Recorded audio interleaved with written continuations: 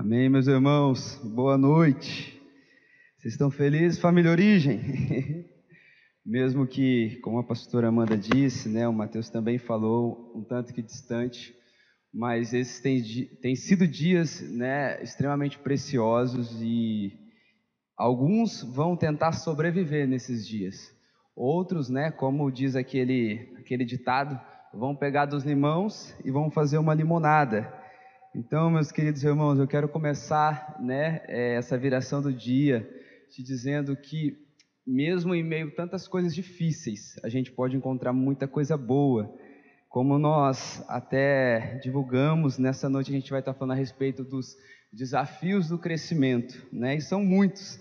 Então, abra sua Bíblia comigo, você que está em casa, no livro de 2 Reis, no capítulo 6, a gente vai estar lendo esse texto, é um texto que eu gosto muito. 2 Reis, a partir do verso 6, nós vamos estar lendo do 1 até o 7. Vamos lá? A Bíblia diz assim: os discípulos dos profetas disseram a Eliseu: eis que o lugar em que moramos com você é pequeno demais para nós. Vamos até o Jordão. Tomemos de lá, cada um de nós, uma viga e construamos um lugar para morar. Ele respondeu: vão. Mas um deles disse: tenha bondade de ir com os seus servos. Eliseu disse: eu irei. E foi com eles. Quando chegaram ao Jordão, cortaram madeira. E aconteceu que, enquanto um deles derrubava um tronco, o machado caiu na água. Ele gritou: ai, meu senhor! O machado era emprestado. O homem de Deus, a saber, Eliseu, perguntou: onde caiu? Ele mostrou-lhe o lugar. Então Eliseu cortou um galho, jogou na água naquele lugar e fez o ferro flutuar. Então disse: pegue-o. O homem estendeu a mão e o pegou. Vamos orar, meus irmãos. Jesus, nessa viração do dia, Pai, a noite está chegando, eu quero orar para Ti, para que o Senhor venha nos iluminar com o espírito de sabedoria e revelação, para que nós possamos avançar no conhecimento do Teu Filho, avançar no conhecimento de Jesus, que o Senhor agora possa invadir os lares das pessoas que estão acompanhando conosco, que o Senhor possa invadir as famílias, Pai. Nós sabemos que uma das grandes dificuldades, Pai, desse culto online é a distração dentro da nossa casa, mas eu queria te pedir nesse momento para que o Senhor proporcionasse ao nosso coração, Pai, um tempo de paz, Pai, um tempo de gozo, para que nós possamos nos fartar, Pai, de um banquete celestial. Eu oro, Jesus, para que o Senhor venha trazer os seus oráculos a nós aqui nessa noite, mas também uma aplicação pessoal, Deus, que essa noite Jesus seja adorado. Jesus, nós engrandecemos o Teu nome, nós Te convidamos para que o Senhor se assente no lugar mais alto da nossa vida, se assente no trono, o trono é Seu, que nessa noite nós possamos ser desafiados por quem o Senhor é, Jesus, que nessa noite nós possamos crescer em quem o Senhor é. Este é o meu desejo, Pai, que o Teu Espírito venha levantar aquele que está desanimado nessa noite através dessa palavra, que o Teu Espírito venha encorajar, Pai, aqueles que estão tímidos, apáticos nesse tempo, que nós não venhamos perder o time, Pai, mas que nós venhamos prosseguir em crescer, prosseguir em avançar em quem o Senhor é, em nome de Jesus. Queridos, nós lemos um texto aqui que eu acho que eu já ministrei, a pastora Amandinha ainda compartilhando com ela, eu acho que você já ministrou há algum tempo atrás esse texto, mas eu sei que, se eu não ministrei, eu utilizei ele num momento de devocional, que nós temos um tempo discipulado aqui com os homens, né? E é um texto que eu particularmente eu gosto muito. É um texto de uma situação bem corriqueira, né, que talvez nós podemos passar por cima. Nós temos dois riscos, né, ao ler esse texto. Podemos passar por cima desse texto sem perceber as riquezas que ele tem, ou nós podemos ir para o outro extremo. E qual é o outro extremo? É entrar nesse texto e entrar num lugar de tanta alegoria que a gente vai perder o fundamento que essa palavra tem para nós. Mas eu quero falar um pouco do contexto para a gente iniciar. A Bíblia aqui vai dizer que os discípulos dos profetas, eles moravam numa casa estreita, depende da versão da Bíblia que você estiver, né? Vai estar escrito que os filhos dos profetas, enfim, eram aqueles que andavam ali junto com os profetas. Naquele tempo, diz que havia uma escola que era conhecida como a escola dos profetas, né? Samuel possivelmente foi o seu fundador. A gente vai ver em 1 Samuel, no capítulo 18, ali no verso 19 e 20, quando Davi ele está fugindo de Saul, então ele corre lá para Ramá, aonde a Bíblia vai dizer que Samuel liderava alguns profetas ali.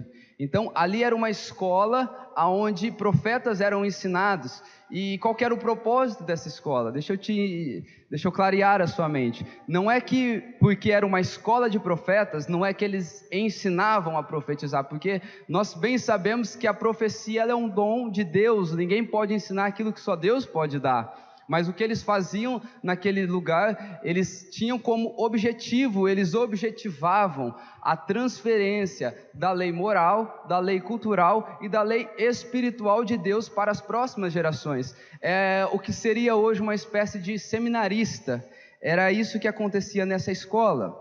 E nós lemos aqui 2 Reis no capítulo 6, mas se você voltar um pouquinho, não precisa, depois você pode ir lá olhar, em 2 Reis no capítulo 4, ali do versículo 38 ao 41, nós vamos ver qual que era o cenário aonde esse texto acontece, aonde essa passagem acontece.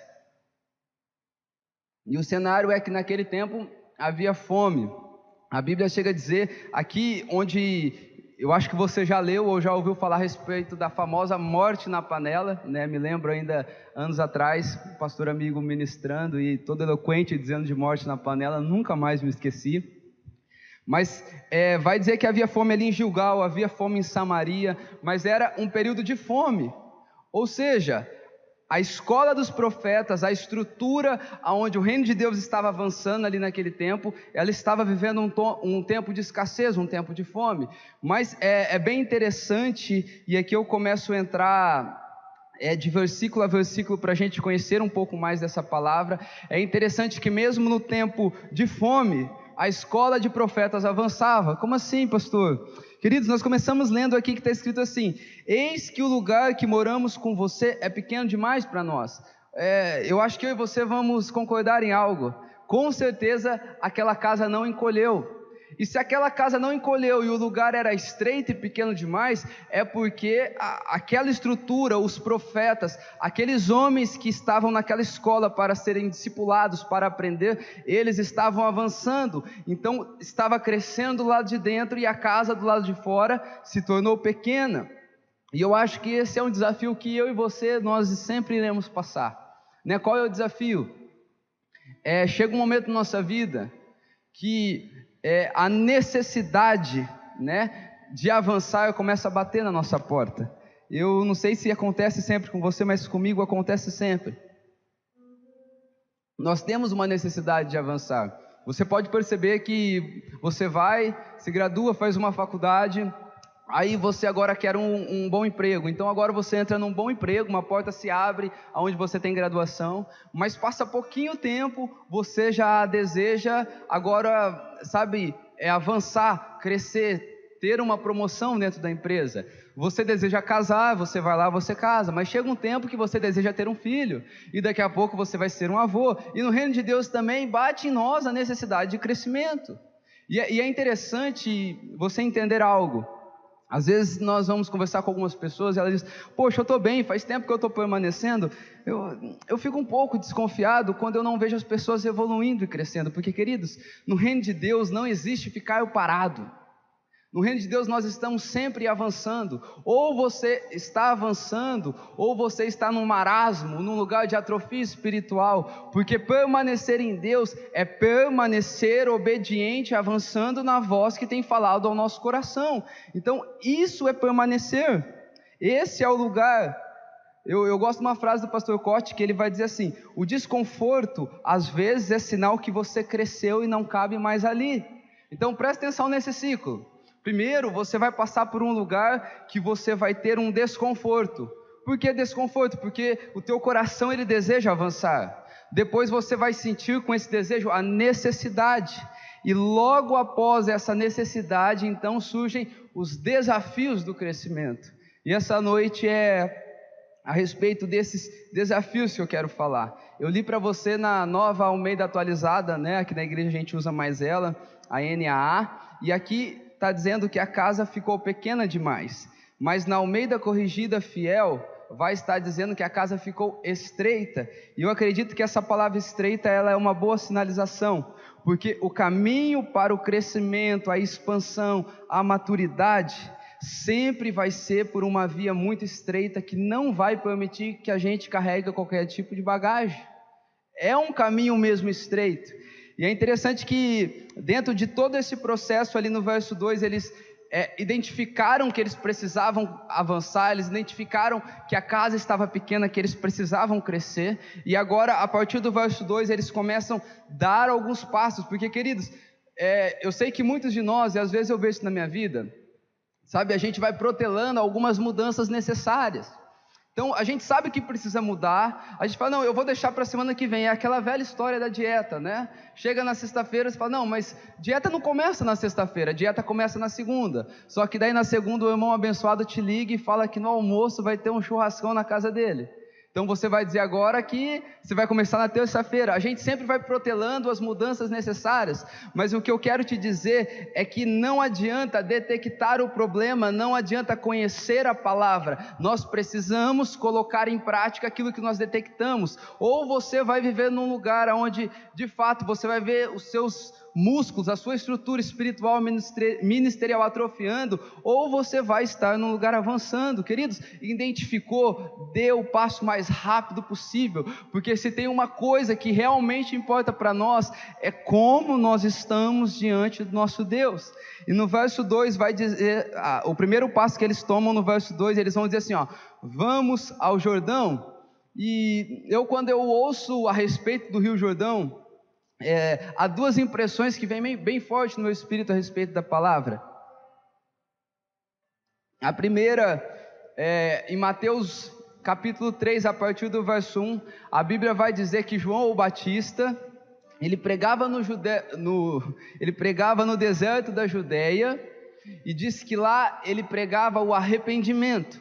Então a pregação de João era o arrependimento, e quando as pessoas vinham até João os batizava ali no Rio Jordão. Então olha que interessante, queridos, o Jordão é um lugar aonde João foi para preparar um caminho, e para que ele preparasse esse caminho, no Jordão ele tinha uma pregação, e a pregação de João Batista era arrependei-vos. E aqui é um primeiro lugar, a primeira coisa que nós precisamos entender, é que arrependimento, ele sempre vai preceder coisas grandes de Deus. Nós vamos ver que todos os avivamentos, eles foram precedidos por um movimento de arrependimento.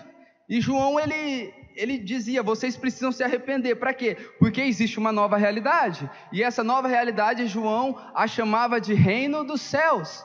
Então o arrependimento, ele começa a nos preparar o caminho para essa realidade maior. E queridos, deixa eu te dizer algo, não há crescimento sem arrependimento crescer dentro do nosso coração. Uma maior retidão é uma característica forte de que Cristo está amadurecendo dentro de nós.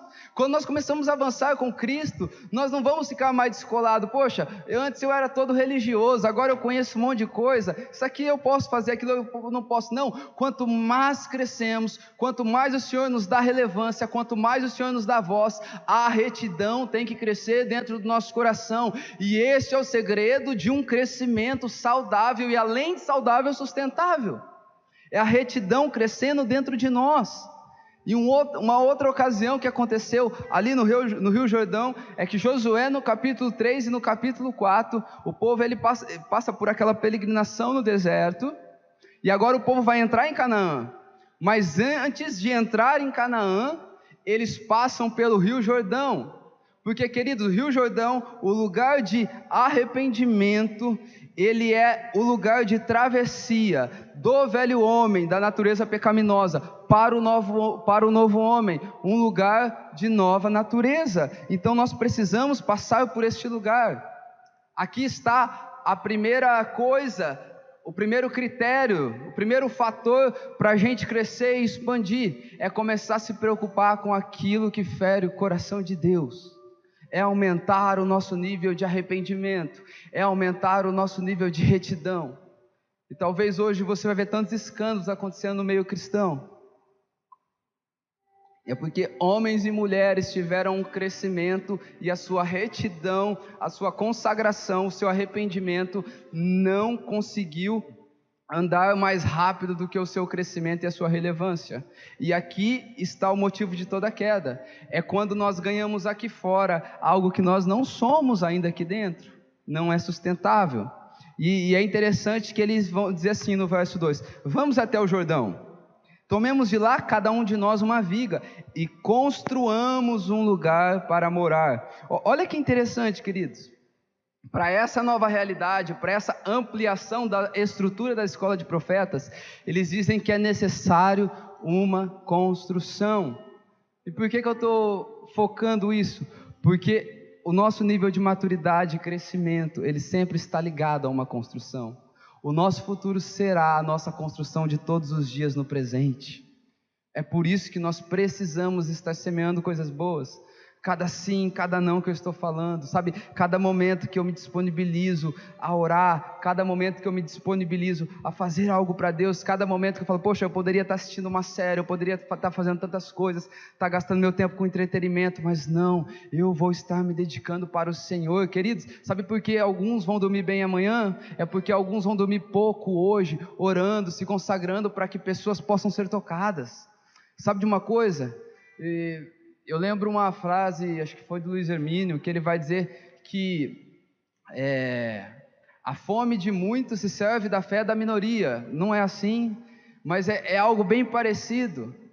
Mas sabe, se Deus tem abençoado a terra, é porque homens e mulheres ainda têm se encontrado num lugar de consagração, e esse lugar é um lugar de construção.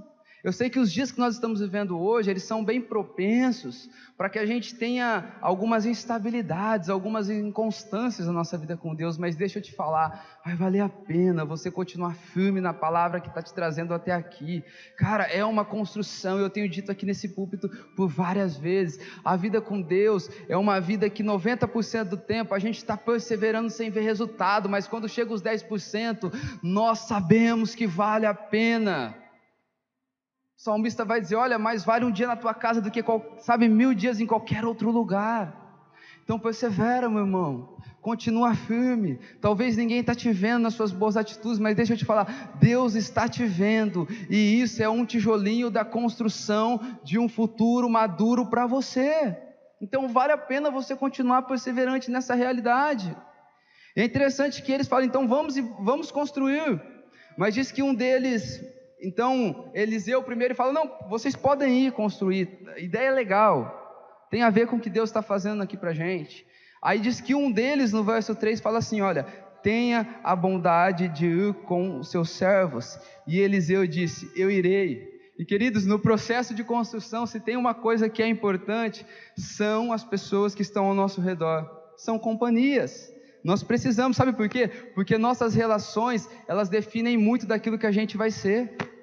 Você vai lembrar lá em Gênesis, a Bíblia vai dizer que, pelo menos eu entendo que a vida de Ló ela tem 2 estágios. Um primeiro estágio da vida de Ló é quando Ló prospera bastante. Um segundo estágio da vida de Ló é quando Ló escolhe ir embora para Sodoma e Gomorra e disse que lá era como o jardim do princípio. Então, se num primeiro estágio ele prosperou bastante, num outro estágio Ló não conseguiu ser relevante com aquilo que ele havia prosperado. Então eu vejo um primeiro estágio da vida de Ló de sucesso e um segundo estágio da vida de Ló de fracasso. Agora presta atenção, o que definiu o sucesso e o fracasso de Ló, queridos? O que definiu a primeira estação da vida de Ló é que Ló andava com um camarada que se chamava Abraão. E a Bíblia diz que Abraão era um homem tão abençoado que Ló andou com ele e Ló se tornou, extremamente abençoado a tal ponto que as riquezas deles multiplicaram tanto, que os pastores de ovelha deles começaram, brigar entre eles. Então o primeiro estágio da vida de Ló é porque Ló se cercou de uma pessoa abençoada, e nós precisamos entender que nós precisamos sim nesses dias de pessoas que já viveram o que a gente está vivendo ao nosso lado, queridos. Isso não é atalho, isso é subir no pescoço de gigantes para ver mais longe, onde você não conseguiria ver com seu pezinho no chão. Sabe, eu não estou dizendo aqui que você deve terceirizar o seu relacionamento com Deus, mas você também não pode subestimar a vontade, a capacidade de Deus em utilizar pessoas para poder te repreender e polir um pouco mais a sua vida. É isso que eu estou te dizendo. Nós vamos ser o resultado das pessoas que estão à nossa volta, não tem como. É por isso que, pastor, e como acontece a evangelização mundial? Não, calma. A evangelização mundial, sabe quando acontece? Quando Cristo está tão grande aqui fora, que você se torna um modelador cultural, e não alguém que é soma dos fatores exteriores, mas enquanto você não se torna alguém que influencia, você precisa estar dentro dos passos do Senhor, sendo abençoado por pessoas que te amam, sabe, sendo ministrado por pessoas que querem você bem com Cristo. Então companhia é extremamente necessária, e hoje eu posso dizer, eu tenho amigos que eu tenho certeza que foi o Senhor quem me deu, pessoas que estão, eu já disse aqui nesse púlpito, que eu acho que para mim desviar eu vou ter que enganar um monte de gente, porque muita gente vai fazer eu prestar conta se um dia eu começar a desviar os meus caminhos. É por isso que é tão importante pessoas que nos desafiam perto de nós. E no verso 4 e 5 desse texto vai dizer que, e foi com eles então Eliseu, quando chegaram ao Jordão, aqui tem dois fatores que eles fizeram a respeito daquilo que seria matéria-prima para ampliação daquela casa. Vai dizer que eles cortaram madeira, e depois vai dizer, aconteceu que enquanto derrubavam troncos, então eles cortavam madeira e derrubavam troncos. Então, queridos, o primeiro passo com a matéria-prima para que houvesse uma expansão daquilo que eles viviam, foi cortar madeira e derrubar troncos. E eu gosto muito do texto de Jeremias 1,10, que vai dizer assim, veja, hoje eu o constituo sobre as nações e sobre os reinos. Aí ele vai dizer assim, para arrancar e derrubar, destruir e arruinar, e também para edificar e plantar. Ou seja, foram 4 atitudes de Deus só para derrubar, e 2 atitudes de Deus para construir. Porque, queridos, acredite numa coisa, para avançarmos para um lugar de crescimento, Deus tem muito mais trabalho para quebrar os padrões de pensamento, a maneira de enxergar as coisas do passado, do que para construir as novas realidades do futuro. Muitos de nós não avançamos porque a gente, sabe, nós temos medo do futuro, a gente não consegue se relacionar com aquilo que é novo. E você vai ver que a primeira coisa aqui para eles começarem a lidar com essa matéria-prima foi cortar troncos e derrubar árvores. Então nós precisamos entender isso, que Deus tem muito para destruir dentro de nós. Deus tem muita coisa para fazer em nós antes de começar a fazer através de nós. Então, sabe, o que será um grande inimigo do nosso avanço é quando nós pegamos as nossas velhas experiências e fazemos das nossas experiências quase doutrinas de vida, e nos baseamos no passado para avançar para o presente. Sabe de uma coisa? É bem verdade que o que vivemos até hoje foi importantíssimo para chegar aqui, mas sabe, Deus tem novas realidades. Sabe de uma coisa? Tem judeus que esperam Cristo vir até hoje, a primeira vinda. Por quê? Porque eles estavam com o olho, eles estavam com a perspectiva terrena olhando para Cristo. Então, quando nós temos uma perspectiva terrena, não deixamos Deus quebrar o que está dentro de nós, nós corremos o risco de ficar esperando aquilo que já chegou faz muito tempo. É por isso que Deus precisa quebrar as nossas perspectivas. E é interessante que ele fala com Jeremias. E entenda bem como Deus faz primeiro em nós para depois fazer a partir de nós. O contexto da chamada de Jeremias é um contexto muito desafiador. A Bíblia vai dizer que Jeremias, ele foi levado para o cativeiro babilônico junto com alguns nobres, foram levados para a Babilônia no cativeiro, e diz que quando ele é chamado, eles estão nesse cativeiro. E é interessante que, se você for estudar um pouco o tempo de Jeremias, embora Jeremias cresceu numa boa família onde ele foi instruído a respeito da palavra, diz que no tempo de Jeremias reinava ali 2 coisas. Reinava a idolatria, eles idolatravam demais, e o que reinava ali também na vida deles era, eles estavam fazendo poste ídolos, se misturando com outros povos. Então havia uma apostasia, uma idolatria no tempo de Jeremias, e você vê o que Deus está fazendo aqui, porque olha que interessante, Jeremias no capítulo 1, verso 4 e 5, que é um pouco acima disso que nós lemos, Deus vai dizer assim para Jeremias: antes de você ser formado, eu já te conhecia, antes de nascer, eu te consagrei a profeta das nações.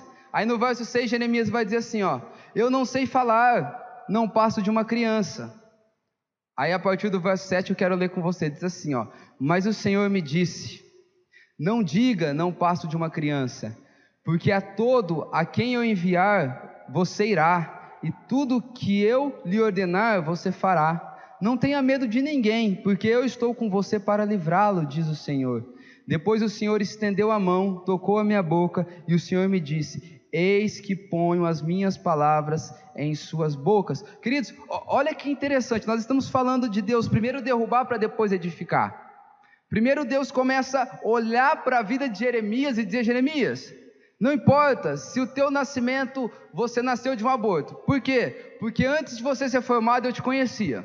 Jeremias, não importa se você foi muito desejado na sua infância, porque antes de você nascer eu já te consagrei profeta às nações. Depois ele vai dizer, Jeremias, não diga que você é uma criança, porque por onde você ir, eu vou enviar, eu vou tocar a sua boca, eu vou te dizer onde você vai, eu vou colocar diante de você as pessoas certas. Sabe o que Deus estava fazendo aqui com Jeremias? Primeira coisa, Deus estava arrancando as limitações da criação que ele teve. Segunda coisa, Deus estava arrancando de Jeremias as limitações de capacidade que ele tinha, para poder depois plantar e edificar.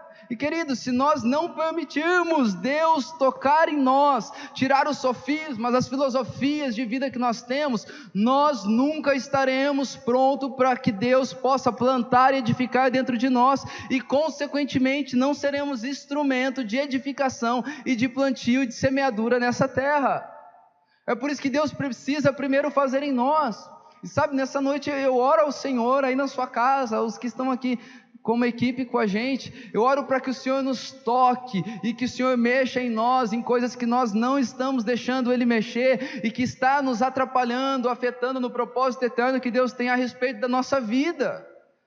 Sabe, eu oro para que o Espírito Santo te toque, Ele te mostre o que é que está sendo inimigo do propósito dEle na sua vida, o que é que você está resistindo para que Ele não arranque. Eu não sei se foi uma infância muito triste, uma gravidez indesejada, eu não sei se é porque você olha para você e você não se vê com capacidade para exercer coisas que Deus pôs no teu coração. Deixa eu te falar, é o que Deus falou para ele, antes de você nascer te conhecia, antes de você ser formado eu já te consagrei. Ei, não diga que você é uma criança, não diga que você não pode. Ei, eu estou arrancando, eu estou destruindo, eu estou tirando toda a erva daninha, porque eu quero plantar e edificar coisas lindas e maravilhosas na sua vida.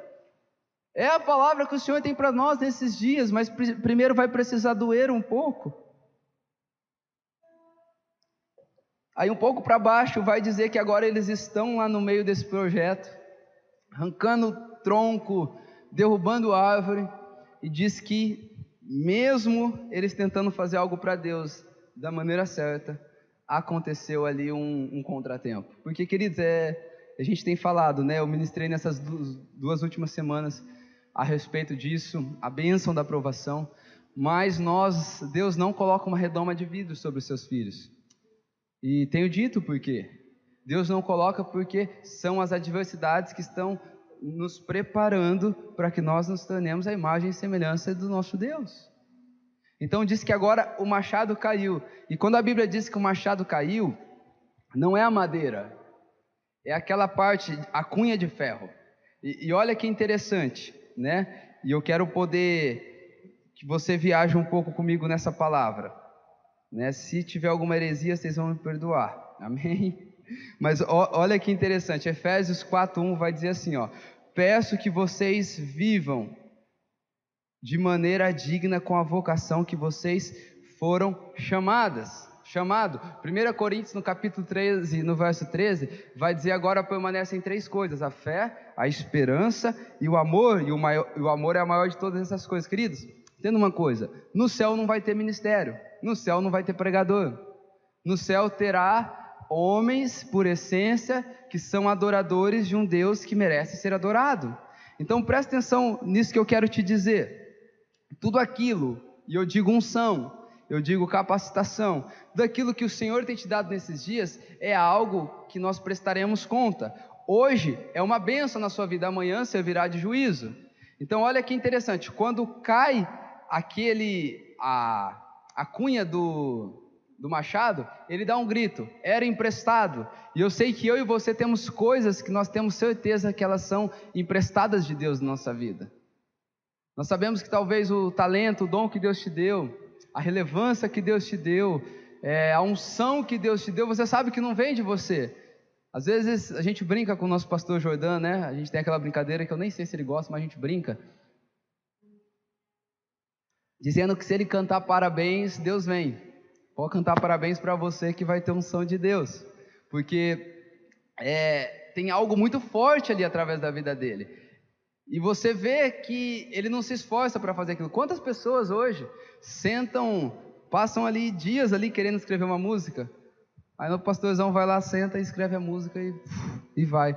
É algo de Deus, é algo que Deus deu na vida dele, é algo que vem totalmente, é dependente de Deus para isso acontecer. A unção que vem é totalmente de Deus. Então a madeira do machado, ela vai representar a nossa vida, mas a cunha de ferro, que tem aquele lado cortante, do outro lado é redondo, ela representa as coisas que Deus tem nos dado, para que o seu reino avance na terra nesse tempo. Como eu disse, hoje é uma bênção, mas amanhã será a matéria-prima para a gente prestar contas. E diz que agora cai, e na hora que cai, diz que aquele homem dá um grito, e na hora que ele dá um grito, que Eliseu vem. Aonde é que caiu? Daí ele diz, caiu ali. Daí diz que vem Eliseu e corta uma nova madeira, e na hora que Eliseu corta uma nova madeira, diz que ele coloca sobre as águas, e agora aquela cunha de ferro, ela sobe, né? Naquele rio. E olha que interessante, queridos, partindo desse pressuposto, tá? Me desculpe se foi uma heresia, que a parte de madeira representa a nossa vida, e a cunha de ferro representa a realidade do céu. Presta atenção, na hora que ele coloca a parte de madeira sobre as águas, a realidade do céu é atraída para aquele lugar, porque, queridos, eu creio piamente que uma vida nos padrões do céu, ela atrai as realidades de Deus. Ezequiel 22:30, diz que Deus diz assim, procurei um homem na terra. Olha só que interessante, e a gente vai ver lá em Atos 6:3, a Bíblia vai dizer que eles precisam agora instituir diáconos, e diz que havia critérios para eles instituírem diáconos. Eram homens de boa reputação, homens cheios do Espírito e homens cheios de sabedoria. Ou seja, esse padrão de vida atraiu a unção de Deus para o diaconato. Vocês percebem que existe um padrão? Mas pastor, me disseram que para mim ter relevância e viver os sonhos de Deus, eu preciso ter uma câmera e ir para o YouTube. Não, você precisa colocar a sua vida nos moldes de Deus, queridos, que a tua vida nos moldes de Deus, ela vai atrair as realidades do céu, os propósitos do céu, os caminhos do céu. Então você não vive correndo atrás de fazer aquilo que Deus quer que você faz, você se comporta da maneira correta, e se comportar da maneira correta, vai atrair a realidade de Deus, e a realidade de Deus é a capacitação para você fazer tudo aquilo que você nunca faria sem Deus. E os caminhos de Deus são assim para nós. É interessante que Samuel, no 1 Samuel 16, a Bíblia vai dizer assim, lá no verso 13, não precisa abrir. Samuel pegou o chifre de azeite e ungiu a Davi no meio dos seus irmãos. E daquele dia em diante, o Espírito do Senhor se apossou de Davi. Então Samuel se levantou e foi para Ramá. E olha que interessante, queridos, falando a respeito dessa passagem no Salmo 89:20, está escrito assim: encontrei a Davi meu servo, e com santo óleo o ungi. Agora é interessante que Paulo, pregando lá na cidade da Antioquia, ele vai dizer assim, falando a respeito de Salmos 89, achei Davi, homem segundo o coração de Deus, que fará toda a minha vontade. Lembra que nós falamos de Ezequiel 22, que Deus procura? Agora nós estamos vendo aqui Deus dizendo, achei Davi, um homem segundo o meu coração. Por quê? Porque ele fará toda a minha vontade. Então, pastor, estar no padrão de Deus para atrair a realidade do céu é ter uma vida perfeita? Não.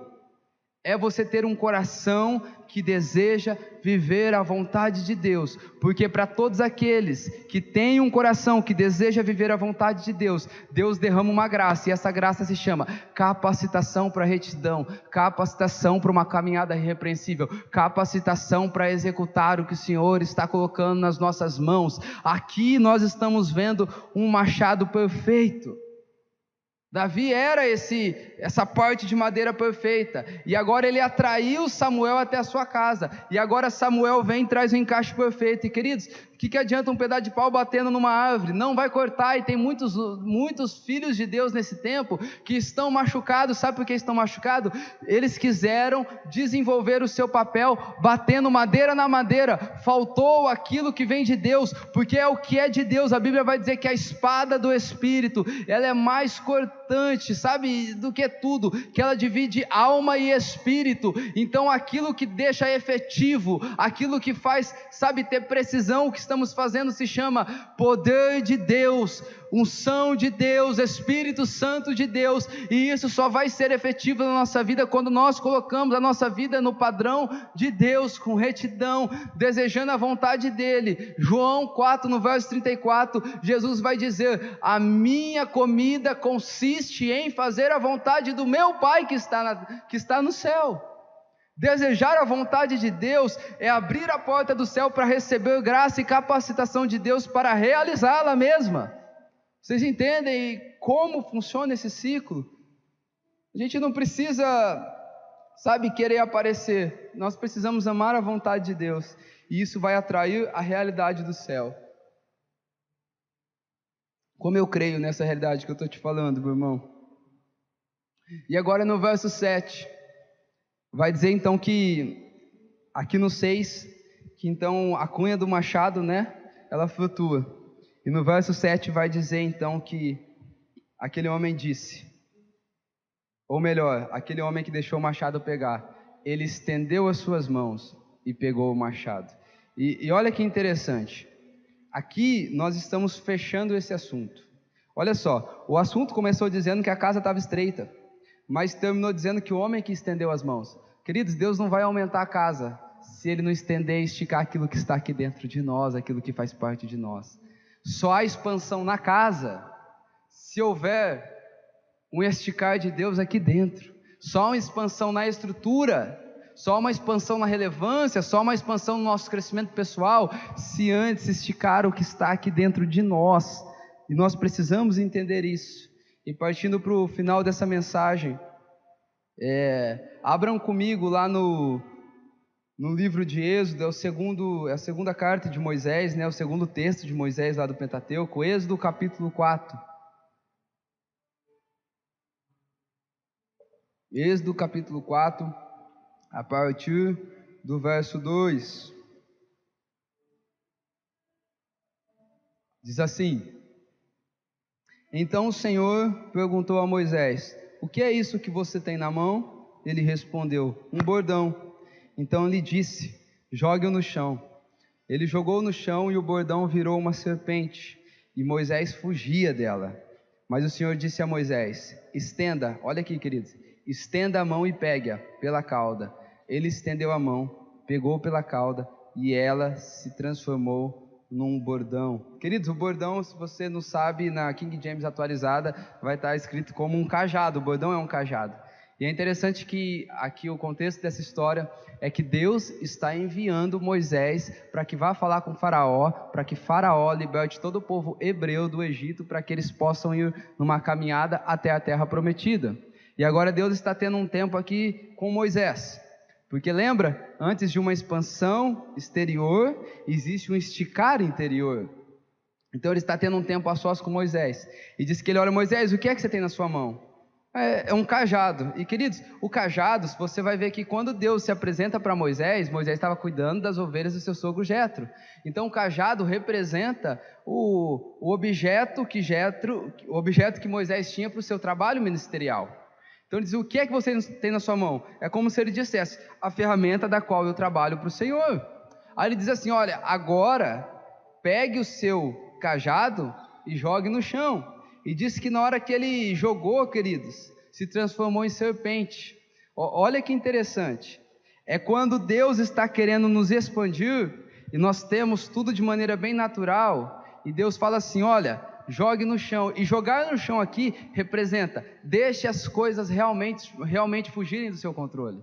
Então sabe quando as coisas começam a fugir do nosso controle, e a gente olha e vai dizer que Moisés quis correr, porque era Deus transicionando Moisés de uma vida racional, Deus transicionando Moisés de uma vida natural para uma vida onde o controle já não estava mais na mão de Moisés. E queridos, para crescer precisa acontecer isso na sua vida, o controle precisa sair da sua mão. Os meios já não podem ser aquilo que você é perito. Não, os meios de Deus sempre nos surpreendem. E pastor, então por que Deus faz tão difícil? É porque, queridos, Deus não quer sócio, Deus quer filhos que dependam dele na jornada. Então diz que agora ele quis correr, e na caminhada para amadurecer, a gente sempre vai ter medo. Deixa eu te falar algo, em diversas vezes da minha vida eu tive medo de fazer o que Deus falava comigo, mas foi as coisas que pareciam mais sem noção, foram as coisas que me deram mais medo, foram as coisas que mais prosperaram e viraram as chaves da minha vida. Querido, deixa eu te falar uma coisa, Deus nos colocou nas regiões celestiais, aonde Ele já depositou todas as bênçãos espirituais. Os meios que Deus faz, a matéria-prima que Deus usa, não vem aqui dessa terra. Se você está esperando alguém abrir uma super porta, um pastor te dar uma super oportunidade, alguém te ligar do nada e dizer, você ganhou na Mega Sena aí, deixa eu te falar, esses não são os meios de Deus. Os meios de Deus sempre vêm da onde a gente não espera. Deixa eu te falar, dinheiro naturalmente você precisa trabalhar para ter, mas com Jesus dinheiro sai da boca do peixe. Água você precisa ir lá ter um contrato com o SEMAI e abrir a torneira, mas com Deus a água sai da rocha. Os meios de Deus são inexplicáveis. Deus é sempre alguém que está nos surpreendendo. Eu sei que no processo de crescimento as coisas saem da nossa mão e realmente dá um pavor, mas deixa eu te falar, acredita não no que está acontecendo, mas acredita quem está do teu lado em todo o processo de crescimento. Creia que Deus pode fazer isso na sua vida, e essa é a fé que eu creio. Aí diz que Deus fala para Moisés, olha que interessante, cai e vira serpente. Diz que na hora que virou serpente, queridos, Moisés teve a mesma atitude que eu teria. Porque eu vou te falar, se tem um animal estranho para mim é cobra. Pode ser aquela pequenininha, cobra cega, odeio cobra. Moisés então saiu correndo daquela serpente. Aí a Bíblia vai dizer que Deus fala, volta lá. E talvez para alguns nessa noite a ordem de Deus é, volta lá. Senhor, volta lá onde? Volta naquele lugar onde o Senhor estava te levando de dependência. E porque era um lugar de dependência, a tua cultura oriental disse que você tem que ser prudente, que você tem que guardar dinheiro, que você tem que fazer um monte de coisas que são boas, mas não devem estar na frente da vontade de Deus. Você naufragou aquele projeto, volta lá. Aí ele vai dizer, estende as suas mãos, lembra? Estende as suas mãos e pega o machado novamente, porque, deixa eu repetir, todo o expandir exterior, ele vai vir depois de um esticar interior.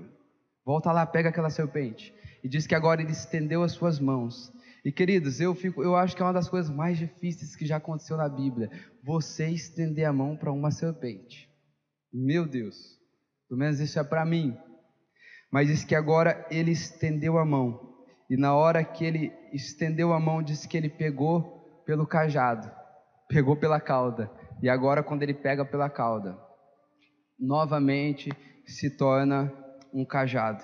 Queridos, mudanças nos assustam, mas elas são essenciais para o processo de maturidade de Deus na nossa vida. Sabe, nós vimos aqui que eles foram lá para o Jordão, tiveram que cortar a árvore, sabe, um monte de coisa eles tiveram que fazer. Porque vai exigir de nós atitude, vai exigir de nós ficar de frente para o medo. A Bíblia não diz que o verdadeiro amor não deixa você ter medo. A Bíblia diz que o verdadeiro amor ele lança fora. E querido, se ele lança fora, é porque o verdadeiro amor ele está duelando com o medo é presente. Mas é como se o verdadeiro amor andasse com uma foice no meio do colonhão, tirando todo o medo do meio do caminho para que você andasse. O meio é presente, o medo é presente, o medo está perto, mas o verdadeiro amor traz a confiança no nosso coração. Teremos dificuldade, teremos vontade de retroceder, mas nós precisamos avançar. Parece uma serpente de longe, mas na hora que você pega na mão é só um cajado. Parece uma serpente, parece que ela vai te picar, mas na verdade não, ela vai servir de autoridade para os próximos passos. E para encerrar, é interessante que os processos que Moisés estava vivendo ali com aquela serpente, depois ele foi viver outros processos, eram processos que ele estava vivendo de maneira oculta, sozinho. E aqui está um grande encorajamento para você do porquê nós precisamos esticar. É porque nós vivemos o esticar interno sozinho, mas o fruto da expansão, as outras pessoas vão colher e vão beber desses frutos, comer desses frutos juntos com a gente. Então deixa eu te falar, você quer abençoar a sua família? Você quer ser uma bênção para essa geração? Você quer ser uma bênção para São José do Rio Preto? Você quer ser alguém extremamente usado no seu meio profissional, no seu meio acadêmico? Deixa eu te falar, deixe Jesus esticar o teu coração. Não tenha medo, avance.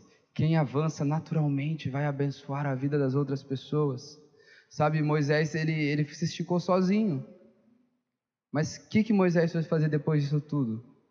Moisés foi tirar um povo que estava cativo no Egito. Então deixa Deus te esticar. Põe a sua mão no seu coração, feche seus olhos. Eu gostaria de estar orando com os irmãos nessa noite, por ser na sua casa mesmo. Se estiver na sala, ó, pega o controlinho aí, vai no disjuntor, apaga a luz, se estiver no seu quarto, para que nós possamos pedir para que Deus possa esticar o nosso coração nessa noite, esticar a nossa vida, ampliar a nossa vida. Jesus, eu quero, de maneira bem intencional nessa noite, orar para que o Senhor venha sobre nós, Pai, para que nós possamos encarar os nossos medos, encarar os nossos desafios. Nós não queremos viver um marasmo, uma atrofia espiritual, porque nós fomos covardes ao avançar. Não, Deus. Nós queremos avançar pela Tua palavra. Nós queremos avançar para o futuro que o Senhor tem planejado para nós. Pai, que ninguém dos que estão aqui conosco, Pai, dos que estão em casa, possam se amedrontar com as circunstâncias, mas que nós possamos crer, Pai, se é porque era serpente, essa serpente não é contra nós, ela vai servir de autoridade nas nossas mãos para um testemunho público no dia de amanhã, para que as pessoas creiam que o Senhor nos enviou, para que as pessoas creiam que só Deus é Rei, que só Deus, só Yahvé é Rei sobre as nossas vidas. Jesus, vem sobre o nosso coração agora trazendo luz a todas as áreas que nós precisamos avançar. Nós não queremos ficar protelando a atitude de crescimento, mas nós queremos avançar para um lugar de maturidade, e esse lugar de maturidade, ele tem nome, é a imagem e semelhança de Cristo Jesus. Que nós não venhamos ser uma igreja consumidora, uma igreja que fica apenas recebendo, terceirizando o relacionamento, mas que nós possamos nos deparar, Pai, com a Tua realidade, e a realidade do céu possa formar em nós Cristo Jesus, e através de Cristo Jesus nós possamos ser a extensão do reino de Deus aqui nessa terra. Prepara o nosso coração, Pai, encoraja quem nós somos, Pai, que aqueles projetos que estavam, Pai, empoeirados, que estavam com teia de aranhas em quartos escuros da nossa alma, eu declaro luz sobre esses projetos. Leve os seus filhos a visitarem estes lugares. Nós não iremos retroceder, nós seremos o plano perfeito de Deus, nós iremos avançar em amadurecer, nós iremos avançar em crescer, nós seremos, Deus, a imagem exata de Deus aqui na terra, saber a imitação de Cristo Jesus. Nós não queremos nos contentar com pouca coisa, nós queremos ser uma igreja que tem para dar emprestado, nós queremos ser uma igreja abençoadora, nós não queremos nos conformar com um nível raso, nós não queremos nos conformar em molhar apenas os nossos pés, não, nós queremos mergulhar, nós queremos ir até os níveis mais profundos, aonde já não dá mais para passar andando, aonde não dá mais para levar bagagem. Nos leve nessa noite pelos seus rios, Jesus, nós queremos as águas dos seus rios. Nos leva neste lugar aonde nós vamos desfrutar daquilo que vem direto da nascente do seu trono. Fortalece meus irmãos, Deus, fortalece nesses dias os meus irmãos. Queridos, eles vão ministrar uma canção nesse momento. Continua falando para o Senhor. Seja específico com o Senhor nessa noite. Onde é que você parou? Qual foi o lugar que te deu pavor, que te deu medo e te impediu de avançar?